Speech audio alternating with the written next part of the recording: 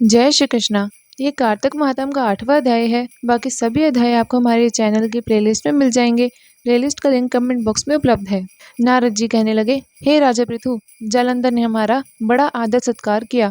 भक्ति भाव से पूजन करके कहने लगा, महाराज आपका कैसे आगमन हुआ, मेरे लिए क्या आज्ञा है। हमने कहा, दैत्यराज मैं कैलाश गया था, वहाँ पार्वती सहित अवधूत शिव जी और उनका वैभव देखा तो चकित हो गया कि क्या ऐसा वैभव किसी और का भी हो सकता है। ऐसा विचार करके तीनों लोकों में घूमने लगा और यहाँ पर आ गया। यहाँ आकर तुम्हारी समृद्धि भी देखी। तुम्हारे और शिव के वैभव में कोई भी अंतर नहीं, किंतु तुम्हारा वैभव स्त्री रहित है। भस्म लेपन करने वाले राग रहित कामदेव के शत्रु शिव जी के पास पार्वती जैसी स्त्री है। यद्यपि तुम्हारे पास अनेक सुंदरियां हैं, किंतु पार्वती की तुलना कोई नहीं कर सकती। अतः तुम्हारा यह वैभव स्त्री रहित देखकर यह निश्चित हुआ कि शिव जी के समान वैभवशाली इस त्रिलोक में कोई नहीं, क्योंकि उनके पास पार्वती जैसी ऐसी स्त्री है जिसको देखकर ब्रह्मा जी ने अनेक अप्सराएं रची, किंतु एक भी पार्वती जी की समता को नहीं पहुंच सकी। नारद जी कहने लगे, हे राजा पृथु, हमने तो इतना कहकर वहां से प्रस्थान कर दिया, परंतु जालंधर ने पार्वती जी की इतनी सुंदरता सुनकर काम जोर से पीड़ित होकर राहु को बुलाकर शिव जी के पास भेजा। राहु उसी समय चंद्र के समान उज्जवल कैलाश को काला करता हुआ द्वारपाल नंदी द्वारा रोके जाने तथा शिव जी के सामने उपस्थित किए जाने पर उनसे कहने लगा, हे शिव, तीनों लोकों के नाथ और सब रत्नों के स्वामी, जालंधर की आज्ञा सुनो। शमशानवासी तथा नरमुंडों की माला धारण करने वाले जटाजूटधारी तुम्हारे जैसे अवधूत के पास पार्वती जैसी परम सुंदर स्त्री शोभा नहीं देती। मैं तीनों लोकों का नाथ, सब रत्नों का स्वामी हूँ, क्योंकि पार्वती भी रत्न रूप है, अतः मेरे साथ ही वह शोभा पा सकती है। तेरे जैसे भस्म धारण करने वाले योगी के पास नहीं रह सकती। नारद जी कहने लगे, हे राजा पृथु, राहु के इतना कहते ही श्री शिवजी ने अपनी भ्रुकुटी में से एक अत्यंत भयंकर ऐसे पुरुष को उत्पन्न किया, जिसके सिंह के समान मुख, जलती हुई अग्नि के समान लाल लाल नेत्र और शरीर के रोंगटे खड़े थे। उत्पन्न होते ही जब वह राहु को खाने के लिए तैयार हो गया तो राहु भयभीत होकर कहने लगा, हे शिव, मैं ब्राह्मण हूँ और दूत भी, अतः मुझको मत मारो। ऐसा कहने पर शिव ने राहु को पकड़ लिया और आकाश में फेंक दिया। तब वह भयंकर पुरुष को छोड़कर शिव के पास आया और कहने लगा, मैं भूखा हूँ, मुझे खाने को दो।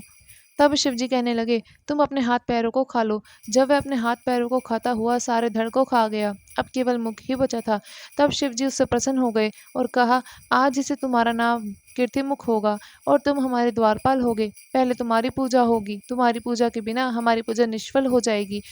उधर राहु आकाश में जाकर बर्वर देश में गिरा। राहु की ऐसी दशा सुनकर जालंधर को बहुत क्रोध आया और वह दैत्यों की 1 करोड़ सेना को साथ लेकर अपनी पुरी के बाहर निकला।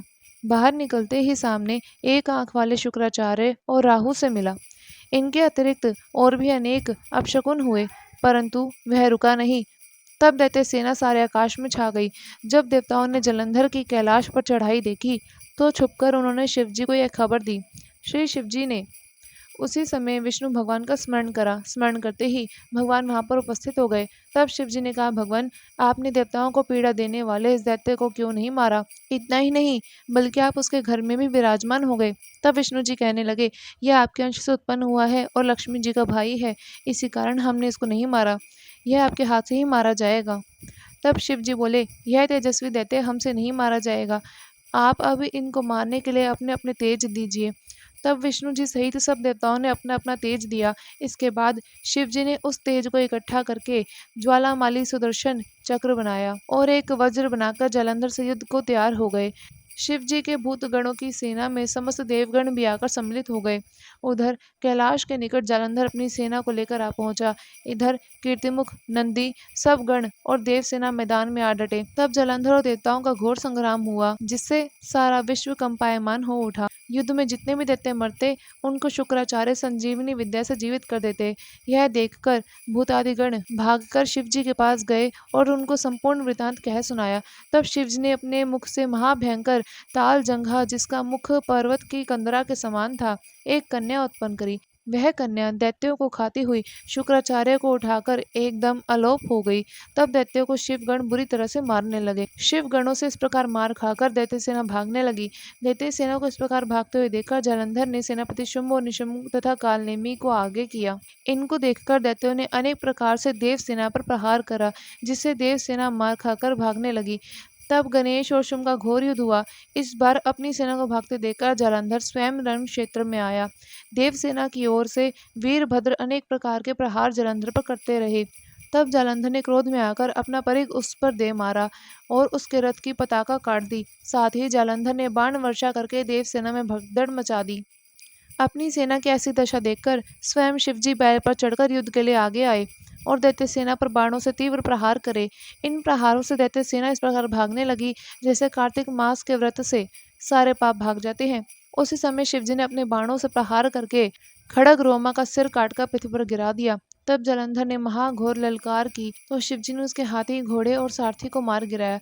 तब जालंधर पैदल ही अपने खड़ग लेकर शिवजी की ओर दौड़ा। शिवजी ने उसी क्षण एक मुक्का उसकी छाती में मारा जिससे वह कुछ विहल हो गया।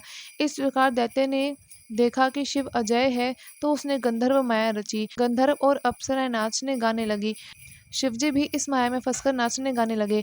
जालंधर दैत्य श्री शिवजी को माया में फंसा देखकर महादेव जी का रूप धारण करके पार्वती जी के पास गया और पार्वती जी का रूप देखकर कामांध हो गया।